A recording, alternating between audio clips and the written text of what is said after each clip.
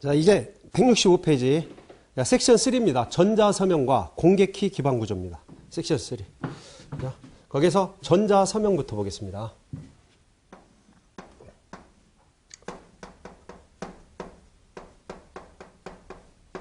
전자서명 중요하죠. 뭐 여기저기서 다 사용하는 것들입니다. 그래서 그 때문에 시험에도 계속 출제가 되고요. 너무나 많이 사용하는 것들입니다. 자, 전자서명의 개요를 보겠습니다. 정의 및 개념.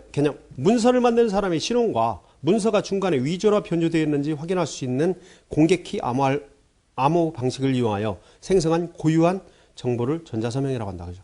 공개키. 자, 전자서명이나 일반적으로 사용하는 것들은 뭘 사용한다고 그랬어요? 공개키 암호 알고리즘이라고 그랬죠?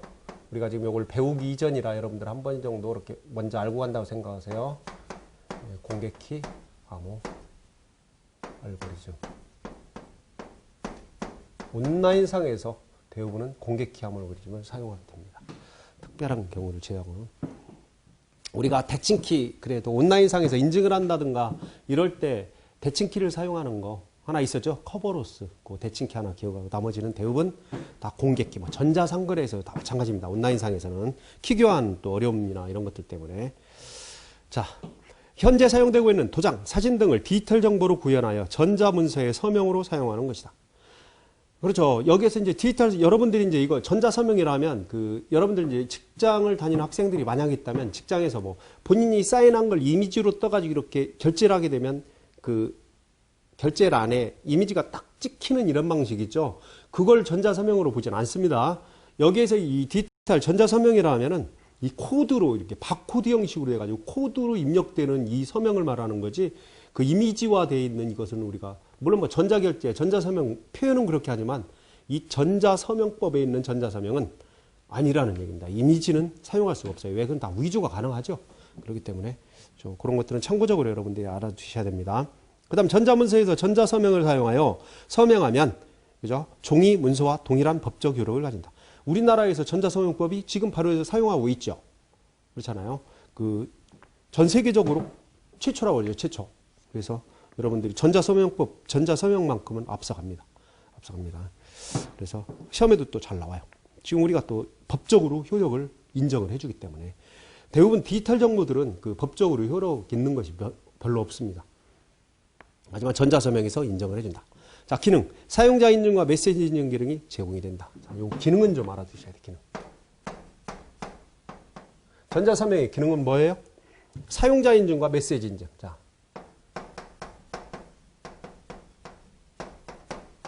사용자 인증 플러스 메시지 인증.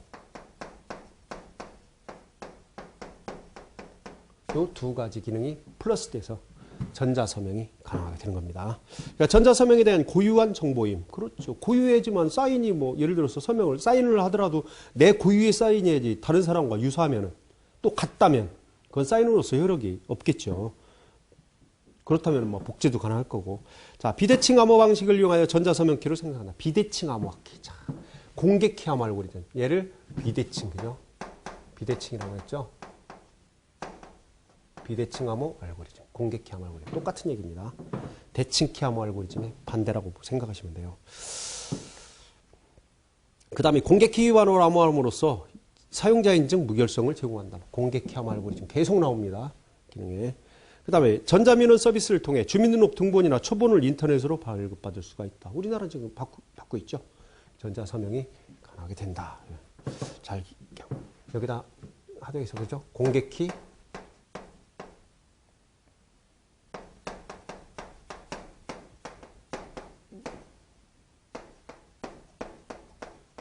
리즘을 사용한다. 그렇죠. 그럼으로써 뭐가 확보돼요? 일단은 사용자 인증, 인증과 메시지 인증. 얘가 무결성입니다. 무결성이 보장이 되는 거죠. 그 얘기가 그 얘기입니다. 다만 이렇게 사용자 인증이나 메시지 인증이나 무결성이나 메시지가 변조됐는지를 얘가 확인해 보는 거죠. 무결성이 그거 아닙니까? 데이터가 변조가 돼 있는다. 그래서 이 공개키 암호 알고리즘을 하고 있다라고 한 번 더 강조해 봤습니다. 두 번째, 전자서명의 구현 방법 보세요.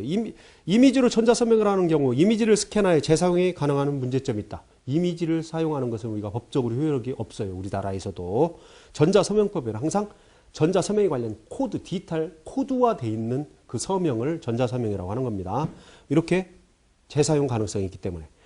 전자서명법에는 재사용이 불가능하도록 디지털 서명만 전자서명으로 인정한다. 전자서명법에는 재사용이 불가능하도록. 전자서명, 우리는 보세요. 어떤 사인을 하게 되면 그 사인을 복제해서 카피해서 다른 데 사용할 수 있어요, 없어요? 사용할 수 없어요. 전자서명법에서도 하나의 서명은 하나의 문서에만 해당이 되는 거야.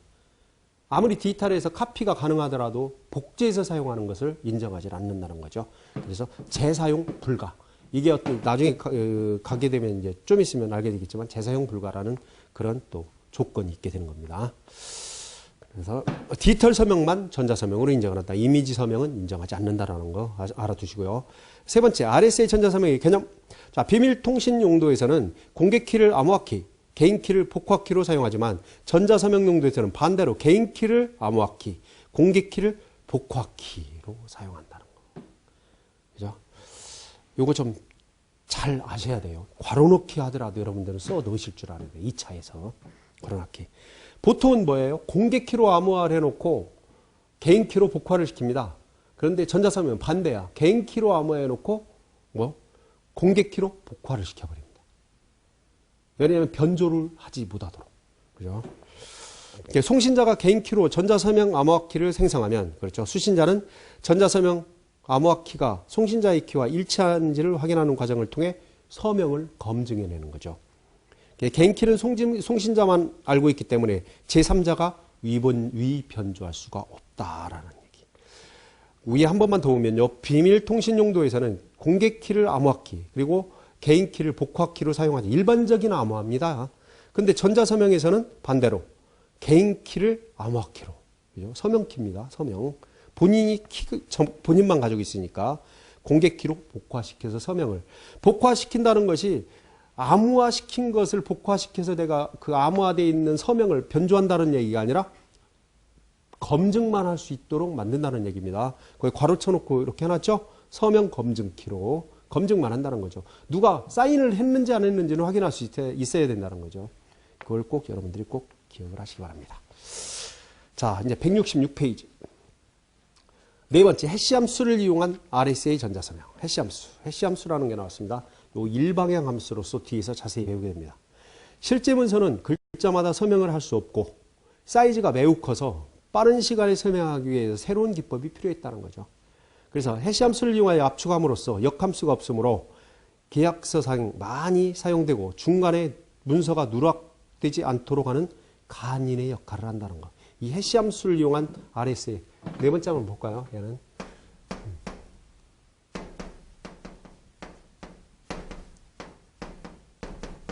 자, 해시함수를 이용한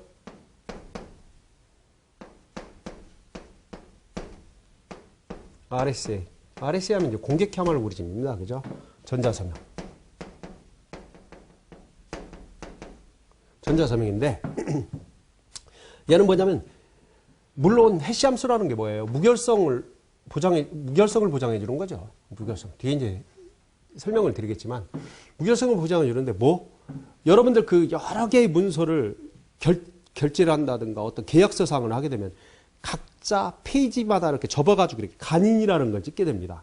근데 디지털 같은 경우에 여러분들 워드로 작성을 해서 20페이지, 30페이지 하게 되면 앞에만 사인해 놓으면 중간에는 누가 얼마든지 내용을 바꿔서, 그죠? 위조를 할 수가 있겠죠. 끼워넣기 할 수 있지 않습니까? 쉽죠. 한글 같은 경우는 중간에 페이지 삭제해버리고 다시 다른 내용으로 바꿔놓을 수도 있고. 그래서 이 해시함수가 이 전자서명에서는 물론 다른 여러 가지 이 해시함수는 용도가 있어요. 뒤에서 배우겠지만. 근데 여기서는 간인 역할도 한다라는 거. 꼭 기억 좀 해주시기 바랍니다. 간인 역할. 중간에 문서를 누가 빼고 끼워넣지 못하도록 이렇게 하는 간인 역할을 한다.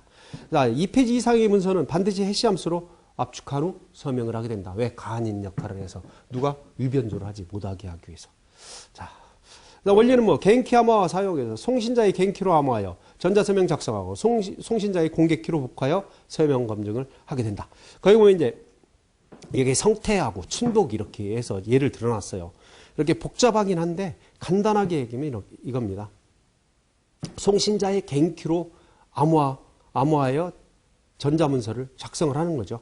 좀 뭐 해싱 여기서 복잡하게 보세요. 원문 있고 해싱을 생성을 해서 메시지 다이제스트로 이렇게 압축을 한 다음에 암호화를 공개키 암호화로 암호화 RSA로 암호화를 시켜버리죠. 그때 개인키로 암호화를 시켜서 보내게 된다는 얘기입니다. 누구의? 성태의 개인키. 그죠? 성태의 개인키로 암호해서 RSA 암호화했지 않습니까? 보낸다는 얘기입니다. 그러면 보세요. 이 일반적으로 그것만 간단하게 설명을 해드릴게요. 일반적으로 우리가 암호화를 한다는 얘기는 그러니까 메시지가 있어요. 메시지.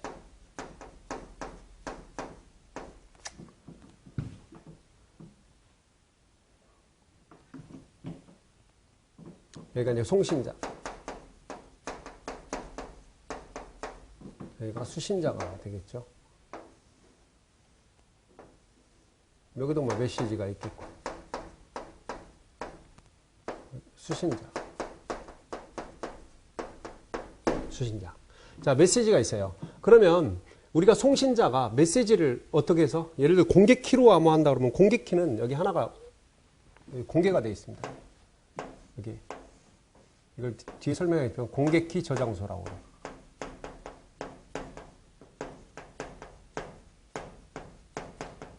자, 공개키 저장소에는 얘가 A 사용자라고 봅시다. A 송신자를 그 다음 수신자를 B라고 편의상 해놔요.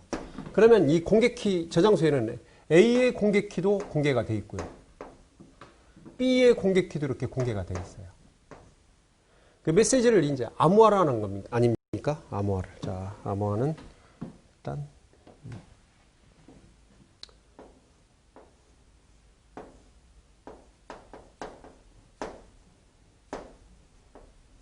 자, 이렇게 암호화를 시킨다는 겁니다. 자, 이 메시지를 암호화를 시키려면 어떻게 하냐면 이 송신자는 이 메시지를 암호화 시키려면 자, 암호화를 시키는 거 아닙니까? 암호화를 시키려면 A 송신자는 B의 공개키로 암호화를 시킵니다. B의 공개키로. 키로 암호화시켜요. 자, 암호화시켜서 받게 되죠? 그럼 이제 여기에서는 뭐를 해야 되겠어요? 복화를 시켜야 되겠죠? 복화.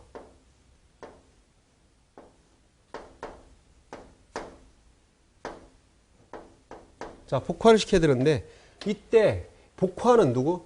수신자는 막 B의 공개키로 암호화를 시켜놨기 때문에 수신자 B는 뭐가 있어요? 개인키가 있다는 얘기죠. B에. 그죠? 개인키가 자기가 공개해놓은 이런 공개키로 송신자가 갖다가 암호화를 시켜서 보내줬으니까 본인은 개인키가 있죠? 그 개인키로 열어서 복화를 시켜서 평문 메시지로 복화해서 읽어보게 된다는 얘기죠. 메시지를. 그런데 이제 얘는 뭐예요? 일반적인 암호화 과정이에요. 얘는 일반적인 암호화 과정.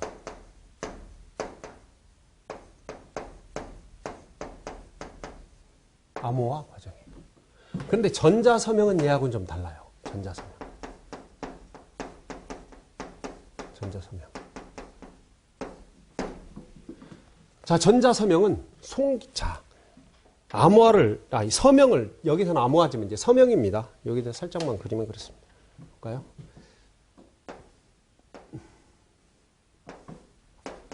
이것이 메시지라고 합시다. 여기도 메시지가 있겠죠.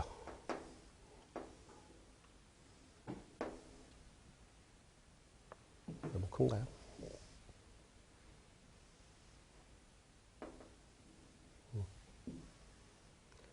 여기도 메시지가 있어요. 메시지가. 여기 송신자. A. 서명자겠죠, 송신자. 여기 수신자. 서명 검증자가 되겠습니다. B. 이렇게 있어요. 공개키 저장소는 그대로 갖다 쓸게요. 자, 메시지를 읽는데 이 메시지에다 서명한다는 의미는 뭐예요? 내가 서명한 것을 상대방이 복화시키면 안 되겠죠? 그러잖아요. 내가 서명한 것을 복화시킨다는 건 상대방이 내 서명을 변경시킬 수 있다는 얘기야. 그래서 얘를 뭐냐면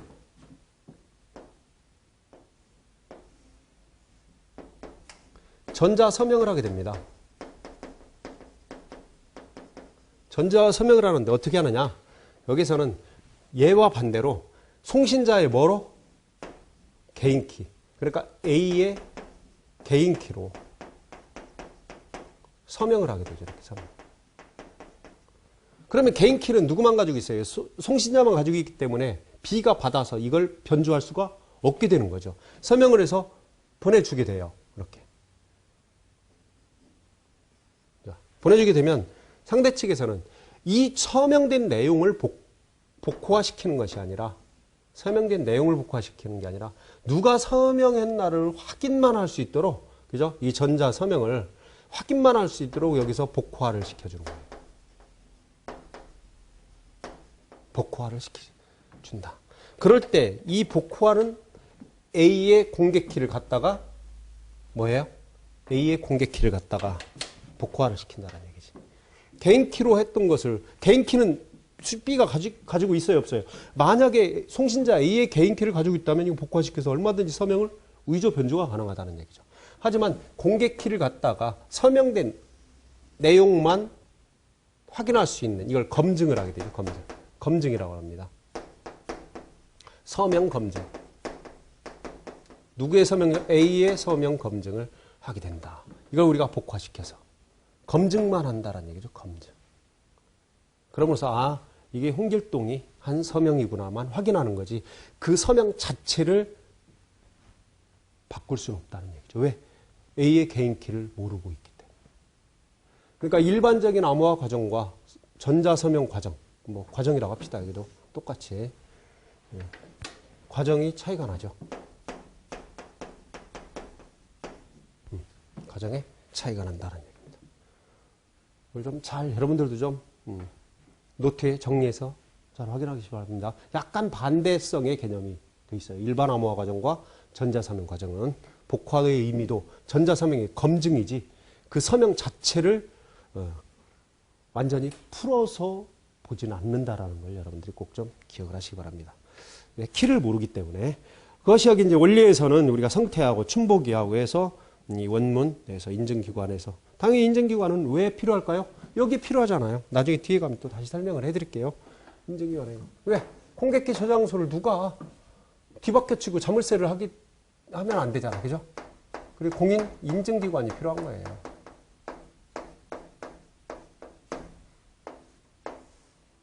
그래서 걔는 홍길동이가 맞아라고 하는 것을 여기 이 사람이 딱 공인을 해주는 겁니다.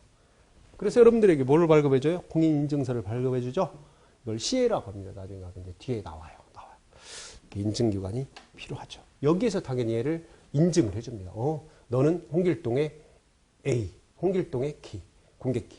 너는 박길동의 공개키라고 딱 정해주죠. 물론 얘네들도 누가 와서 바꿔치기 하지 못하도록 이 공인인증기관의 개인키로 암호화를 시켜놓습니다. 공개키 저장소도. 자, 이렇게 보시고 그 밑에 이제 특징을 보세요. 자, 특징. 송신자 외에 문서의 내용 및 서명의 변경 삭제가 불가능하다. 왜? 이 송신자의 개인키는 누구도 알 수가 없어요. 송신자밖에. 그렇기 때문에 이거 변경이 불가능하다는 거예요. 여기서 복화는 뭐다? 얘에 대한 암호화에 대한 전자 서명에 대한 복화가 아니라 이 전자 서명을 검증할 수 있는 복화라고 그랬어요. 자, 여러분들 헷갈리시면 안 되고 누구라도 서명이 확인 가능해야 된다. 당연히 서명은 확인 가능해야 되겠죠. 서명을 했는데 그걸 누가 서명했는지를 확인조차도 못한다면 안 되잖아요. 그렇기 때문에 그 송신자의 공개키로 서명을 검증, 확인할 수 있게 되는 거죠. 그 다음에 개인키 보관을 위한 하드웨어를 고려해야 된다. 뭐 이런 것들이야. 기본적으로 있어야 될 거고 전자서명에 대한 의존은 계산적으로 불가능하게 된다. 위조 불가능해야 되겠죠. 공개키로부터 개인키를 계산하는 것은 불가능하게 된다. 이게 나중에 이제 암호화학에서 다 배웁니다. 봐요. 공개키로 분석을 했는데 개인키를 알아낸다면 이거 바로 알아낼 수가 있겠죠. 그래서 공개키로 개인키를 계산하는 건 불가능해야 된다는 얘기죠. 그 다음에 같은 서명이 나왔다 할지라도 그에 대해 서로 다른 두 메시지가 찾는 것을 계산상 불가능해야 된다. 뒤에 이게 거의 다 뭐 해시함수와 관련된 내용이 많습니다. 부가형 전자서명일 경우 해시함수가 제공돼야 된다. 왜 그럴까요? 부가형 서명 같은 경우는 걔가 중간에 어떤 끼어들기를 했다든가 바꿔치기를 했다는 걸 확인하기 위해서 해시함수가 필요하다. 그 다음에 167페이지. 속도가 빨라야 된다. 그렇죠. 서명 확인하는데 계속 기다리고 막 잠시만 기다리십시오 하고 계속 기다리면은 좀 사용하기 어렵겠죠. 긴 메시지에 대한 전자서명을 하기 위해서 메시지 전체보다는 메시지의 해시함수 값에 서명을 한다. 요거 좀 여러분들이 기억을 하셔야 됩니다. 여기에 특징을 보면요. 전자서명 여기다 특징을 여기다 쓰겠습니다.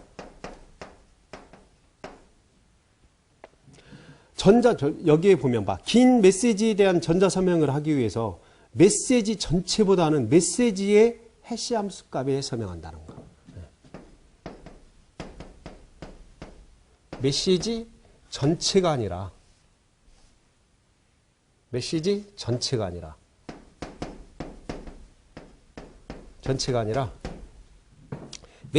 해시함수 값에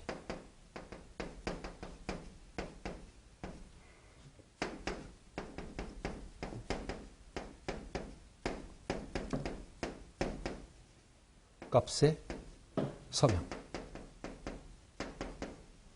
중요합니다. 이거.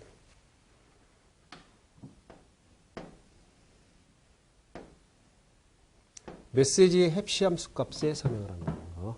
메시지 전체가 아니라. 그 다음 공개키 암호 방식의 기반을 해서 설계했다. 그렇죠. 다 공개키죠? 지금 전자서명 공개키입니다. 메시지 자체는 대칭키로 암호를 하고, 나중에 다시 설명드리겠습니다. 서명된 문서의 내용을 삭제 또는 변경하지 못하도록 무결성 기능을 제공하고, 서명 사실을 추후 부인하지 못하도록 메시지 출처 인증 기능을 제공해야 된다. 그러죠? 메시지 인증. 여기 나왔죠? 메시지 출처 인증, 메시지 인증 똑같습니다. 그 다음 다른 문서에 이미 사용된 서명의 재사용 불가. 그렇죠. 한 번 사용된 서명은 또 재사용할 수가 없어요. 다시 서명을 해야 된다는 거죠. 그래서 한 번에 한 문서에 서명해야 된다라는 거. 이거 잘 기억을 하시기 바랍니다. 잘 기억하시고요. 예. 종료. 부인 방지 서명. 이건 뻔하네요. 그 제목에서부터도. 자체 인증 방식을 배제시켜 서명을 검증할 때 반드시 서명자의 도움이 있어야 검증이 가능한 전자서명 방식. 도움이 있어야 되는 거예요. 그래야지만 부인 방지 할 수가 있겠죠. 전자서명의 도움이 없이 서명 진위 확인이 불가능하므로 서명의 진위 검증도 제한적으로 수행하고자 할 때 사용을 한다. 부인 방지 서명. 비밀키 암호를 사용한 전자서명은 부인 방지가 약하다. 그죠? 부인 방지가. 왜? 키가 같으니까 예를 들면 이 서명을 하는데 대칭키 암호라 비밀키 암호 방식이라면 얘와 얘가 키가 같죠? 그럼 여기서 아무리 전자서명을 보내도 걔를 복화시켜가지고 서명을 바꿀 수가 있잖아요. 그러니까 취약하다는 얘기죠. 부인 방지가. 그래서 공개키를 쓰는 이유가 있어요. 이유가. 전자서명에서. 그 다음 은닉서명, 전자서명 아주 중요합니다. 그죠? D. 처음에서 제한된 방식. 이것도 은근히 중요하고요. 요대로 나왔었어요. 또 이렇게 보기도. 자, 은닉서명. 서명자가 서명문 확인이 불가능한 상태에서 서명하도록 하는 방식이다. 은닉서명. 그죠? 서명문 확인이 불가능한 상태에서 서명하도록 만드는 거야. 숨기고 내용을. 알았죠? 앞에서 배웠던 뭐죠? 그 영지식 증명이 있었죠? 걔와 유사하죠. 둘 다 헷갈리면 안 됩니다. 헷갈리면. 서명을 받는 사람이 신원과 서명문을 연결시킬 수 없어 익명성을 유지할 수가 있다는 얘기예요. 다음, 서명하고자 하는 메시지 내용을 공개하지 않고 메시지에 대한 서명을 받고자 할 때, 인증을 받고자 할 때는 영지식 증명, 서명을 하고자 할 때는 은닉서명. 이렇게 기억하면 되겠죠. 서명자와 송신자의 그 익명을 보장하여 기밀성을 유지하게 하는 특수한 전자서명 기법이죠. 아주 특수하죠. 내용을 보여주지도 않고 서명하라. 야, 그런 게 있을까? 현실에서 전자서명에서 있다. 이중서명. 고객의 결제 정보가 판매자를 통해 해당 지급 정보 중개 기관, 그러니까 그죠? 지불 게이트웨이라고 그랬죠? 전송협에 따라 고객의 결제 정보가 판매자에게 노출될 가능성과 판매자에 의한 정보의 위변조의 가능성을 제거해준다. 이중서명. 이거 앞에서 배웠어요. 이중서명. 그죠? 전자상거래 보완해서. 그죠? 잘 기억하고. 이 종류는 하나하나가 다 중요합니다. 이 내용을 박스 처리해도 적어 놓을 수 있어야 되고, 또 간단하게 설명할 수 있어야 됩니다. 최소한 2줄. 2차에서도 이거 한 4개, 5개 적어놓고 간단간단하게 설명하라고 특징을 나올 수도 있습니다. 우임서명, 그러니까 뻔한 거죠. 우임서명자 지정에서 제3자는 우임서명 생성이 불가능해야 된다. 그렇죠? 우임받은 사람만 서명할 수 있도록 해야 되고, 우임서명 검증자는 서명을 위임한 서명자의 동의를 확인할 수 있어야 된다. 그렇죠? 그 사람이 진짜 위임해서 내가 사인해 줄게 했는데 누구의 국민을 받았는지 정도는 확인할 수 있어야 되겠죠? 잘 생각하시면 되고, 대리서명. 본인이 부재시 대리로 서명하는 방식으로 본인을 대신하여 제3자가 서명한다. 여기서는 대리서명은 누가 해줘요? 제3자가. 위임서명은 제3자가 아니라 위임받은 사람이. 자, 그 다음 다중서명. 다중서명은 여러 사람이 서명하는 방식이다. 동시에 서명이 이루어지는 방식인 동시 다중서명이 있고, 서명이 순차적으로 이루어지는 순차 다중서명이 있다. 그건 중요하지 않고 하여튼 여러 사람이 서명하는 것이 다중서명이라는 거 기억을 하시기 바랍니다. 자, 그 다음에 나오는 것이 이제는 168페이지 조건입니다. 이 조건은 꼭 기억을 해야 되죠. 꼭. 시험에 자주 나와요. 자주 나와요. 물론 좀 전에 나와 있던 그 서명 종류 있었죠? 걔도 자주 나와요. 자, 위조불가, 당연히 합법적인 서명자만이 전자문서에 대한 전자서명을 생성 가능해야 된다. 이게 위조불가라는 겁니다. 위조불가. 서명자의 타인이 서명을 위조하기가 어려워야 된다는 거. 서명자 인증. 전자서명의 서명자는 누구든지 검증이 가능해야 된다. 누구의 서명인지 확인이 가능해야 된다. 이게 서명자 인증입니다. 사용자 인증이라고도 합니다. 그다음 부인불가. 서명자는 서명 후 자신의 서명 사실을 부인이 불가능해요. 그렇죠. 내가 사인을 해놓고 나 그렇게 사인한 적 없는데 불가능해야 되는데, 이게 있다라면 전자서명은 이루어질 수가 없는 겁니다.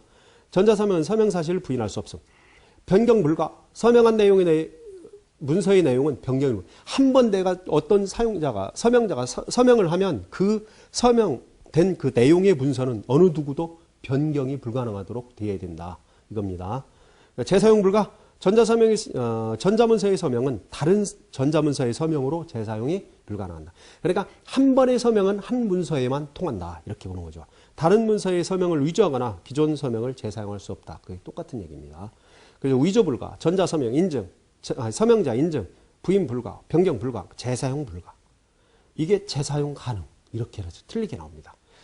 약간 좀 너무 쉽고 유치한 것 같지만 나와요. 그 틀린 사람도 있어요. 잘 모르면. 조건도 5가지를 꼭 기억을 하고 간단하게 설명할 수 있을 정도로 또 아셔야 됩니다. 전자서명은 시험문이 꼭 나옵니다. 그 다음에 9번째 유형이 있습니다. 메시지 복원형. 전자서명하는데 복원형. 공개키 암호화, 개인키 복호화. 그죠? 공개키로 암호화시키고 개인키로 복호화시킨다. 서명 검증 과정에서 원래의 메시지가 복원되는 방식이다. 서명 검증 과정 원래의 메시지가 복원되는 방식. 잘 쓰겠어요? 안 쓰겠어요? 잘 안 쓰겠죠. 기존의 암호화 시스템을 사용하므로 별도의 전자서명 프로토콜 필요 없음. 요런 면에서는 상당히 유리하고요. 메시지를 일정한 크기 블록으로 나누어 각각 블록에 대해서 설명하기 때문에 생성 시간이나 검증에 많은 시간이 소요가 된다는 거. 메시지 복원형. 그 다음 메시지 부가형입니다. 이메일 기록으로 주어진 메시지를 해시 알고리즘을 이용해서 일정한 크기로 압축을 한다. 메시지 부가형은 해시함수 쓴다는 거예요. 해시 알고리즘 결과와 서명자의 개인키를 이용해 전자서명을 생성하고 메시지를 덧붙여 전송을 한다. 덧붙여 전송. 그래서 메시지 부가형입니다. 전자서명을 생성하고 메시지를 덧붙여 전송한다. 수신된 메시지를 해시한 결과와 전자서명 및 공개키를 이용하여 계산된 값을 비교함으로써 검증이 가능하다. 나중에 해시함수를 이제 수신 측에서 다시 생성을 해서 검증을 해내는 거죠. 메시지 부가형은. 그 다음 이 메시지 이외에 서명을 별도로 전송해야 하기 때문에 전송량이 조금 늘어나지만 메시지가 길더라도 단 한 번의 서명만으로 필요하기 때문에 효율적이라는 거. 그다음 입력 메시지가 조금이라도 변경돼도 결과값이 전혀 다르게 바뀌기 때문에 서명의 위조나 변조 방지가 가능하다. 메시지 부가형에서는 뭐가 해당이 되냐면 해시함수가 적용이 된다는 것만 여러분들이 기억하시면 됩니다. 나머지는 이 내용이 다 해시함수와 관련된 내용이에요. 뒤에서 배웁니다. 그래서 유형은 메시지 복원형, 메시지 부가형이 있다. 자, 꼭 기억을 하시고요. 그 다음에 169페이지 방식적 분류입니다. 직접 서명과 중재 서명이 있어요. 직접은 뭐 혼자서 서명 알고리즘을 수행하고 서명하는 방식이고, 중재 서명은 중재자와 프로토콜을 수행하여 서명하는 방식이다. 별로 중요할 것 없습니다. 11번 요구 조건이 있습니다. 얘가 아까 5개의 그 조건이 있었죠. 서명은 메시지에 의존하는 비트 형태함, 위조와 부인 방지를 위해서 송신자가 유일한 정보 비트를 이용한 서명문을 만들기 쉬워야 하고 서명문을 인식 확인하기 쉬워야 하고 서명문을 위조하는 것이 계산적으로 불가능해야 되고 기억 장소에 서명문의 복사본을 유지하는 것이 실용적이어야 한다. 이런 거죠. 서명을 만들기 쉬워야 되고 서명문을 인식 확인하기 쉬워야 된다. 요거 좀 여러분들이 잘 기억해요. 서명문을 인식하고 확인하기 쉬워야 된다면 이게 보안에 취약할 것 같아서 틀렸다라고 답하는 학생들이 있어요. 근데 확인은 쉬워야 되죠. 서명을 당연히 서명 자체를 변조하거나 이런 건 어려워야 되지만 확인은 쉬워야 된다는 거 꼭 체크해놓고 기억을 하십시오, 여러분들. 그 다음 12번째, 전자식 공개키 암호 방식과 개인키 암호 방식이 있다라는 거. 뭐 개인키 암호 방식과 개인키로 전자서명 시 암호화하고 공개키로 복호하는 거. 일반적인 방식이죠. 그 송신자의 공개키가 오픈되어두고라도 전자서명에 대한 검증이 가능하다. 지금 이 방식입니다. 개인키로 서명하고 공개키로 검증을 하고 이렇게 나오는 것들입니다. 그 다음 전자서명 방법이 있습니다. 13번째. 메시지에 직접 하는 방법이 있고, 자, 송신자의 개인키로 원문에 암호하여 서명을 하죠. 개인키로. 암호화 서명을 한다는 거예요.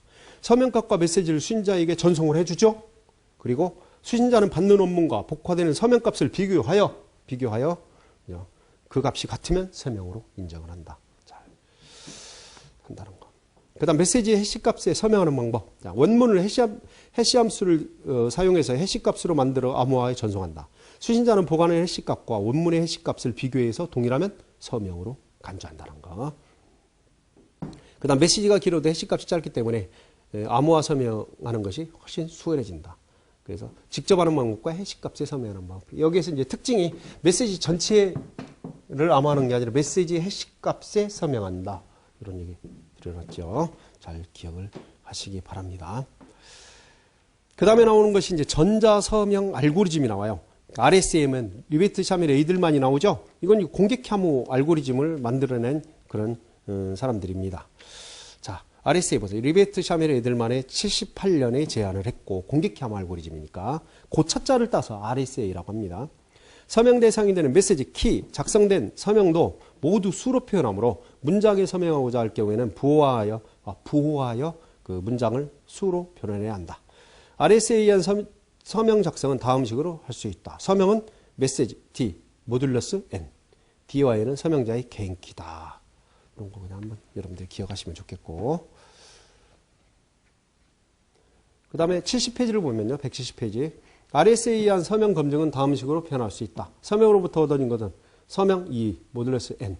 E와 N은 서명자의 공개키다. 서명할 때는 개인키, 복구할 때는 공개키. 이 공식도 그냥 은근히 여러분들 기억만 하고 계세요.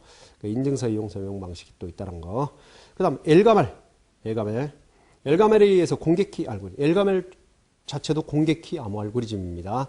이산데스 문제 기반으로 자 뒤에 나오게 돼요. 정보보호 기능이 없이 서명만을 위해 고안된 방식이다. 엘가멜. 안정성은 실제로 결정적 DPL만 가정에 있으며 이 가정은 이산데스 문제보다 더 강력하다. 요건 좀 엘가멜 DPL만의 요 이산데스보다 더 강력하다라는 거. 엘가멜 이산데스 문제 잘 기억을 하시고. 엘가멜 방식은 공개키 암호와 디지털 서명에 이용할 수 있고 암호 소프트웨어 뭐에도 이 알고리즘 하나로 사용하고 있다. 그 다음 DSS 디지털 시그너처 스탠다드 91년 리스트에서 제안한 전자서명 표준안으로 디지털 서명 알고리즘의 일종이다.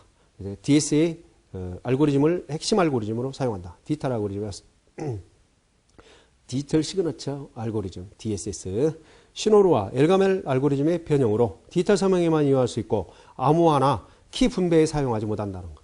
이건 오로지 시그너처니까 서명에만 인증서 이용 서명 방식도 있고. 그다음 시노르 IC카드에 적합한 서명 방식이다. 이것 좀 알아두시고요. 이산데스 요령은 기초한다. 이산데스 이용한 전자서명의 효율성을 높이기 위해서 소수 PQ에 사용하는 처음 제안함.